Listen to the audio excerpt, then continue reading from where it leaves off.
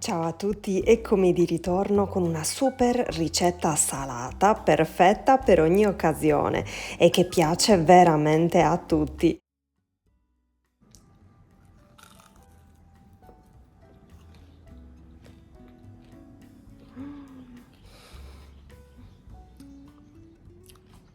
E chi non va matto per le patate al forno croccanti e dorate? Aiuto, che buone! Questi sono esattamente gli spicchi di patate morbidissimi dentro, ma super croccanti fuori, un contorno speciale o un secondo piatto versatilissimo che fa impazzire grandi e piccini e penso che dalla mia espressione del viso si possa dedurre tutto ciò. Ho voluto lasciare l'audio originale in alcuni punti proprio per farvi assaporare ancora di più la bontà di questa ricetta.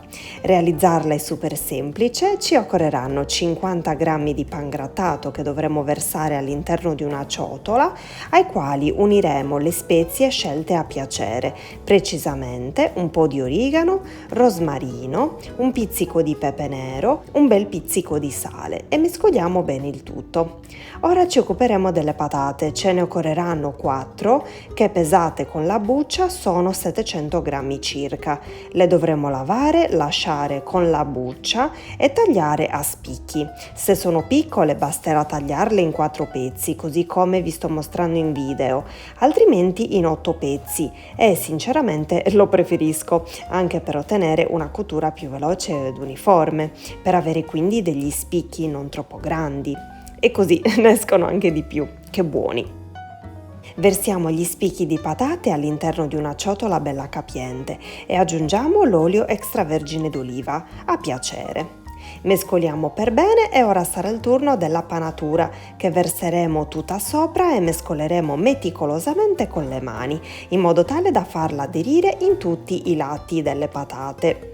Ecco qua i nostri spicchi tutti panati. Sistemiamo la panatura con le dita per ottenere degli spicchi perfetti e croccanti ovunque e li adagiamo poi sulla teglia con sovrapposto un foglio di carta da forno. Guardate che meraviglia! Anche così da crudi fanno venire un'acquolina in bocca pazzesca. Sono fantastici. Scusate, non ve l'ho detto, se vi dovesse piacere una panatura più speziata e più saporita, potreste aggiungere al pangrattato anche il parmigiano grattugiato e uno spicchio d'aglio tritato e magari aggiungere qualche spezia in più a vostra scelta. Ottime in ogni modo le patate cotte così. E a proposito di cottura, inforneremo i nostri spicchi di patate in forno già caldo a 200 gradi per 45 minuti circa.